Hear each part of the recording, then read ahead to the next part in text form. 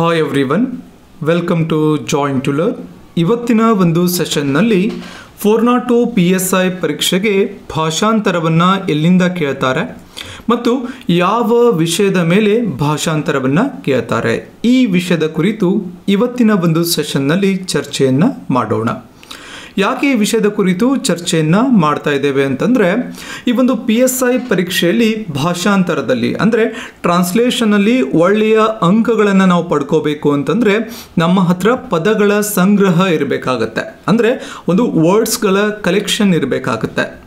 ಹಾಗಾಗಿ ಪದಗಳ ಸಂಗ್ರಹ ಅಂದಾಕ್ಷಣ ಈ ಪದಗಳನ್ನು ಎಲ್ಲಿಂದ ಕಲೆಕ್ಟ್ ಮಾಡಬೇಕು ಅಂದರೆ ಡಿಕ್ಷನರಿಯನ್ನು ಪಕ್ಕದಲ್ಲಿಟ್ಕೊಂಡು ಎಲ್ಲ ಪದಗಳನ್ನು ಕಲಿಬೇಕಾ ಅಥವಾ ಯಾವ ಪದಗಳನ್ನು ಕಲಿಬೇಕು, ಯಾವ ವಿಷಯದ ಪದಗಳ ಸಂಗ್ರಹ ನಮ್ಮ ಹತ್ರ ಇರಬೇಕು ಅನ್ನೋದು ಬಹಳ ಇಂಪಾರ್ಟೆಂಟ್ ಆಗುತ್ತೆ.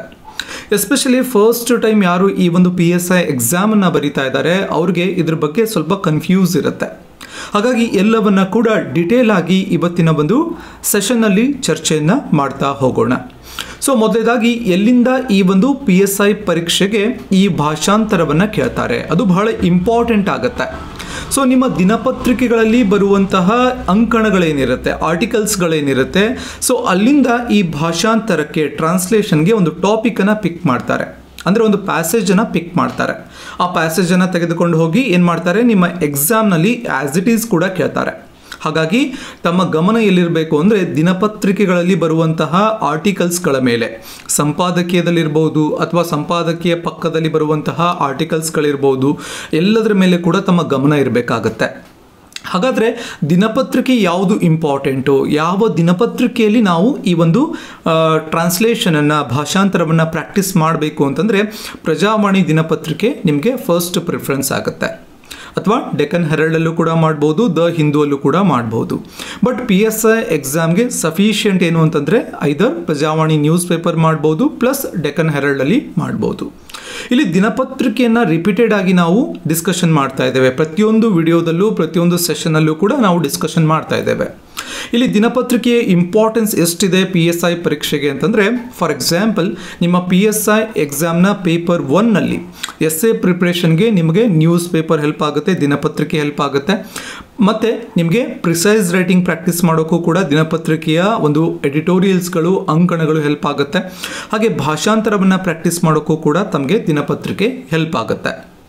ಹಾಗಾದರೆ ಸಂಪಾದಕೀಯದಲ್ಲಿ ಬರುವಂತಹ ಎಲ್ಲ ವಿಷಯಗಳು, ಎಲ್ಲ ಅಂಕಣಗಳು ಇಂಪಾರ್ಟೆಂಟಾ, ಎಲ್ಲವನ್ನ ನಾವು ಕಲಿಬೇಕಾ, ಎಲ್ಲದರ ಮೇಲೂ ಕೂಡ ನಮ್ಮ ಹತ್ರ ವರ್ಡ್ಸ್ ಕಲೆಕ್ಷನ್ ಇರಬೇಕಾ ಅನ್ನೋದು ಪ್ರಶ್ನೆ ಬರುತ್ತೆ. ಬಟ್ ಇಲ್ಲಿ ಯಾವುದು ಇಂಪಾರ್ಟೆಂಟು ಸಂಪಾದಕೀಯದಲ್ಲಿ ಬರೋದು ಅಂತಂದರೆ, ಕೆಲವೊಂದು ವಿಷಯಗಳಿದೆ, ಆ ವಿಷಯಗಳ ಮೇಲೆ ಏನಾದರೂ ತಮಗೆ ಸಂಪಾದಕೀಯದಲ್ಲಿ ಬಂತು ಅಂತಂದರೆ ಅದರ ಮೇಲೆ ತಮ್ಮ ಗಮನ ಇರಬೇಕಾಗುತ್ತೆ. ಫಾರ್ ಎಕ್ಸಾಂಪಲ್ ಚುನಾವಣೆ ಮೇಲೆ ಏನಾದರೂ ಒಂದು ಸಂಪಾದಕೀಯ ಬಂದಿದೆ ಅಥವಾ ಒಂದು ಆರ್ಟಿಕಲ್ ಬಂದಿದೆ ಅಂದರೆ ಅಲ್ಲಿಂದ ತಾವು ಭಾಷಾಂತರವನ್ನು ಪ್ರಾಕ್ಟೀಸ್ ಮಾಡಬೇಕಾಗತ್ತೆ. ಅಥವಾ ಪ್ರಜಾಪ್ರಭುತ್ವದ ಮೇಲೆ ಏನಾದರೂ ಒಂದು ಟಾಪಿಕ್ ಬಂದಿದೆ ಅಥವಾ ಆರ್ಟಿಕಲ್ ಬಂದಿದೆ ಅಂದರೆ ಅಲ್ಲಿಂದ ಭಾಷಾಂತರವನ್ನು ಪ್ರಾಕ್ಟೀಸ್ ಮಾಡಬೇಕಾಗತ್ತೆ. ಅಂದರೆ ಪದಗಳ ಸಂಗ್ರಹ ಯಾವುದಿರಬೇಕು ಅಂತಂದರೆ ಈ ಒಂದು ಕರೆಂಟ್ ಇವೆಂಟಲ್ಲಿ ನ್ಯೂಸಲ್ಲಿ ಇರುವಂತಹ ಟಾಪಿಕ್ಗಳ ಮೇಲೆ ತಮ್ಮ ಹತ್ರ ವರ್ಡ್ಸ್ ಕಲೆಕ್ಷನ್ ಇರಬೇಕು. ಕನ್ನಡದಲ್ಲಿ ಏನಂತಾರೆ ಮತ್ತು ಇಂಗ್ಲೀಷ್ನಲ್ಲಿ ಏನಂತಾರೆ, ಸೊ ಆ್ಯಸ್ ಇಟ್ ಈಸ್ ನಮಗೆ ಗೊತ್ತಿರಬೇಕಾಗತ್ತೆ.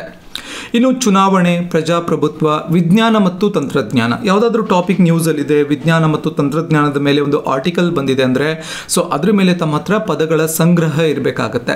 ಹಾಗಾಗಿ ತಾವೇನು ಮಾಡಬೇಕು, ಒಂದು ನೋಟ್ಬುಕ್ ಮಾಡಬೇಕು, ಆ ನೋಟ್ಬುಕ್ಕಲ್ಲಿ ಪದಗಳ ಸಂಗ್ರಹವನ್ನು ಮಾಡ್ಕೊಂಡು ಹೋಗಬೇಕು. ಒಂದು ಟಾಪಿಕನ್ನು ಕಲಿಯುವಾಗ, ಒಂದು ಎಡಿಟೋರಿಯಲನ್ನು ಓದುವಾಗ ಅಲ್ಲಿ ಬರುವಂತಹ ಇಂಪಾರ್ಟೆಂಟ್ ಕೀವರ್ಡ್ಸ್ಗಳೇನಿರುತ್ತೆ ಆ ಕೀವರ್ಡ್ಸ್ಗಳ ಒಂದು ಮೀನಿಂಗನ್ನು ತಾವು ನೋಟ್ ಡೌನ್ ಮಾಡ್ಕೋಬೇಕಾಗತ್ತೆ.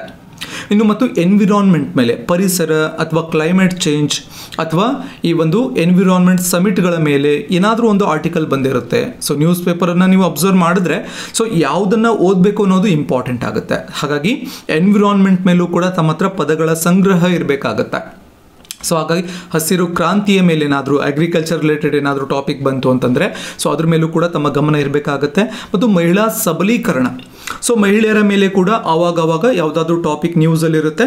ನಿಮ್ಮ ಎಕ್ಸಾಮ್ನಲ್ಲಿ ಐದರ್ SCಯಲ್ಲಿ ಕೇಳ್ಬೋದು ಅಥವಾ ಪ್ರಿಸೈಸ್ ರೈಟಿಂಗಲ್ಲೂ ಕೂಡ ಒಂದು ಮಹಿಳಾ ಸಬಲೀಕರಣ ಟಾಪಿಕ್ ಕೊಟ್ಟು ಅದನ್ನು ಸಾರಾಂಶ ಬರೆಯಿರಿ ಅಂತ ಕೇಳ್ಬೋದು, ಅಥವಾ ಭಾಷಾಂತರದಲ್ಲೂ ಕೂಡ ಕೇಳ್ಬೋದು. ಇನ್ನು ಸಾಮಾಜಿಕ ಸಮಸ್ಯೆಗಳ ಮೇಲೆ ತಮ್ಮ ಗಮನ ಇರಬೇಕು. ಸಾಮಾಜಿಕ ಸಮಸ್ಯೆಗಳು ಅಂತಂದರೆ ಬಡತನ ಇರ್ಬೋದು, ಅಥವಾ ಒಂದು ಅತ್ಯಾಚಾರ, ಅನಾಚಾರ, ಇವೆಲ್ಲವೂ ಕೂಡ ಸಾಮಾಜಿಕ ಸಮಸ್ಯೆಗಳಾಗುತ್ತೆ. ಜನಸಂಖ್ಯಾ ಸ್ಫೋಟ ಸಾಮಾಜಿಕ ಸಮಸ್ಯೆ ಬರುತ್ತೆ. ಸೊ ಈ ರೀತಿಯಾಗಿ ಕೂಡ ತಾವು ತಮ್ಮ ಗಮನವನ್ನು ಕೇಂದ್ರೀಕರಿಸಬೇಕಾಗತ್ತೆ ಈ ಒಂದು ಟಾಪಿಕ್ಗಳ ಮೇಲೆ. ಇನ್ನು ಅರ್ಥಶಾಸ್ತ್ರ, ಸೊ ಏನಾದರೂ ಈ ಎಕನಾಮಿ ರಿಲೇಟೆಡ್ ಆಗಿ ಯಾವುದಾದ್ರೂ ಟಾಪಿಕ್ ನ್ಯೂಸಲ್ಲಿ ಬಂತು, ಭಾರತದ ಅರ್ಥಶಾಸ್ತ್ರದ ಸ್ಥಿತಿಗತಿ ಕುರಿತು ಏನಾದರೂ ಒಂದು ಟಾಪಿಕ್ ನಿಮಗೆ ಪ್ರಜಾವಾಣಿ ದಿನಪತ್ರಿಕೆಯಲ್ಲಿ ಬಂದಿದೆ ಅಂತಂದರೆ ಅಲ್ಲಿಂದ ತಾವು ಕೂಡ ಟ್ರಾನ್ಸ್ಲೇಷನನ್ನು ಪ್ರಾಕ್ಟೀಸ್ ಮಾಡಬೇಕಾಗತ್ತೆ. ಸೊ ಈ ಎಲ್ಲ ವಿಷಯಗಳ ಮೇಲೆ ಈ ರೀತಿಯಾಗಿ ಒಂದು ಇಂಪಾರ್ಟೆಂಟ್ ಟಾಪಿಕ್ಸ್ಗಳು ಕಂಡು ಬಂತು ಅಂತಂದರೆ ಒಂದು ಸಲ ಅದನ್ನು ಭಾಷಾಂತರವನ್ನು ಕಲಿಬೇಕಾಗತ್ತೆ. ಸೊ ಈ ರೀತಿ ನೀವು 10, 20, 30, 40 ಟಾಪಿಕ್ಸನ್ನು ಮಾಡ್ತಾ ಹೋದರೆ, ಸೊ ಇವತ್ತಿನಿಂದ ಅಂತಲ್ಲ, ಸೊ ನಿಮ್ಮ ಪ್ರಿಪ್ರೇಷನನ್ನು PSI ಎಕ್ಸಾಮ್ ಪ್ರಿಪ್ರೇಷನ್ ಒಂದು 5 ತಿಂಗಳು, 6 ತಿಂಗಳು, 1 ವರ್ಷ ಪ್ರಿಪ್ರೇಷನ್ ಮಾಡಿದ್ದೀರಾ ಅಂತಂದರೆ ಸೊ ಎಷ್ಟು ಟ್ರಾನ್ಸ್ಲೇಷನನ್ನು ಪ್ರಾಕ್ಟೀಸ್ ಮಾಡಬೇಕಾಗುತ್ತೆ, ಬಹಳ ಇಂಪಾರ್ಟೆಂಟ್ ಆಗುತ್ತೆ. ಯಾಕಂದರೆ ಬಹಳಷ್ಟು ಜನ ಏನು ಮಾಡ್ತಾರೆ, ಸೊ ಎಕ್ಸಾಮ್ ಬರೋವರೆಗೂ ತಮ್ಮ ಪ್ರಿಪ್ರೇಷನ್ ಸ್ಟಾರ್ಟ್ ಮಾಡಿದಾಗಿಂದ ಎಕ್ಸಾಮ್ ಬರೋವರೆಗೂ ಹಿಸ್ಟ್ರಿ ಓದ್ತಾರೆ, ಜಿಯೋಗ್ರಫಿ ಓದ್ತಾರೆ, ಕಾನ್ಸ್ಟಿಟ್ಯೂಷನ್ ಓದ್ತಾರೆ, ಸೈನ್ಸ್ ಓದ್ತಾರೆ. ಬಟ್ ಎಷ್ಟು ಜನ ಒಂದು 5 ಟಾಪಿಕ್ಕು ಅಥವಾ 10 ಟಾಪಿಕ್ಕು ಟ್ರಾನ್ಸ್ಲೇಷನನ್ನು ಪ್ರಾಕ್ಟೀಸ್ ಮಾಡ್ತಾರೆ.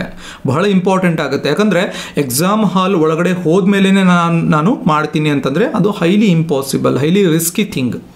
ಸೊ ಆ್ಯಸ್ ಇಟ್ ಈಸ್ ಮಾಡೋಕ್ಕಾಗಲ್ಲ. ಪ್ರಾಕ್ಟೀಸ್ ಇಲ್ಲದೆ ಅಲ್ಲಿ ಎಕ್ಸಾಮ್ ಹಾಲ್ ಒಳಗಡೆ ಹೋದ್ಮೇಲೆ ಡೈರೆಕ್ಟಾಗಿ ಸೊ ಪೆನ್ನು ಮೂವ್ ಆಗಲ್ಲ. ಹಾಗಾಗಿ ಮಿನಿಮಮ್ ಎಕ್ಸಾಮ್ ಬರೋಕ್ಕಿಂತ ಮುಂಚೆ ಒಂದು 5, 10, 15, 20 ಟಾಪಿಕ್, ಎಷ್ಟು ಸಾಧ್ಯ ಅಷ್ಟು ಟಾಪಿಕ್ಸ್ಗಳನ್ನು ತಾವು ಪ್ರಾಕ್ಟೀಸ್ ಮಾಡಬೇಕಾಗತ್ತೆ. ಹಾಗಾದರೆ ಈ ಭಾಷಾಂತರವನ್ನು ಹೇಗೆ ಮಾಡೋದು, ಸೊ ಯಾವ ರೀತಿ ನಾವು ಅಪ್ರೋಚ್ ಮಾಡಬೇಕು ಅನ್ನೋದು ಬಹಳ ಇಂಪಾರ್ಟೆಂಟ್ ಆಗುತ್ತೆ. ಸೊ ಆ್ಯಸ್ ಇಟ್ ಈಸ್ ನಾನೇನು ಡಿಸ್ಕಷನ್ ಮಾಡಿದೆ ಪ್ರೀವಿಯಸ್ ಒಂದು ಮಿನಿಟಲ್ಲಿ, ಸೊ ಇಲ್ಲಿ ಮುಖ್ಯವಾಗಿ ಪದಗಳ ಸಂಗ್ರಹ ಇರಬೇಕಾಗುತ್ತೆ. ನಾನು ಪ್ರೀವಿಯಸ್ ಡಿಸ್ಕಸ್ ಮಾಡಿರೋ ಹಾಗೆ ಪದಗಳ ಸಂಗ್ರಹ ತಮ್ಮ ಹತ್ರ ಫಸ್ಟ್ ಇರಬೇಕು. ಪ್ರಚಲಿತ ಘಟನೆಗಳಿಗೆ ಸಂಬಂಧಿಸಿದ ಎಡಿಟೋರಿಯಲ್ಸ್ಗಳಿಂದ ತಮ್ಮ ಹತ್ರ ಪದಗಳ ಸಂಗ್ರಹ ಇರಬೇಕಾಗತ್ತೆ. ಸಾಮಾಜಿಕ ಸಮಸ್ಯೆಗಳು ಅಥವಾ ಪ್ರಚಲಿತ ಘಟನೆಗಳ ಮೇಲೆ ಏನು ನ್ಯೂಸಲ್ಲಿದೆ ಟಾಪಿಕ್ಕು, ಆ ಟಾಪಿಕ್ ಮೇಲೆ ತಮ್ಮ ಪದಗಳ ಸಂಗ್ರಹ ಇರಬೇಕು. ಡಿಕ್ಷ್ನರಿ ಇಟ್ಕೊಂಡು ಡಿಕ್ಷ್ನರಿಯನ್ನು ಬಾಯಾಟ ಮಾಡೋ ನೀಡಿಲ್ಲ, ಅವಶ್ಯಕತೆ ಇಲ್ಲ. ಹಾಗಾಗಿ ಪದಗಳ ಸಂಗ್ರಹ ಎಲ್ಲಿಂದ ಇರಬೇಕು, ಸೊ ಎಡಿಟೋರಿಯಲ್ಸ್, ಕರೆಂಟ್ ಅಫೇರ್ಸ್, ಅಲ್ಲಿಂದ ಪದಗಳ ಸಂಗ್ರಹ ಇರಬೇಕಾಗತ್ತೆ. ಇನ್ನು ಎರಡನೇದಾಗಿ ಟೆನ್ಸಸ್ಗಳ ಬಗ್ಗೆ ನಾಲೆಡ್ಜ್ ಇರಬೇಕಾಗತ್ತೆ. ಅಂದರೆ ಈ ಒಂದು ಕೊಟ್ಟಿರುವಂತಹ ವಾಕ್ಯ ವರ್ತಮಾನ ಕಾಲದಲ್ಲಿದೆಯಾ ಅಥವಾ ಭೂತಕಾಲದಲ್ಲಿದೆಯಾ ಅಥವಾ ಭವಿಷ್ಯತ್ ಕಾಲದಲ್ಲಿದೆಯಾ ಅನ್ನೋದು ತಮಗೆ ಗೊತ್ತಿರಬೇಕು.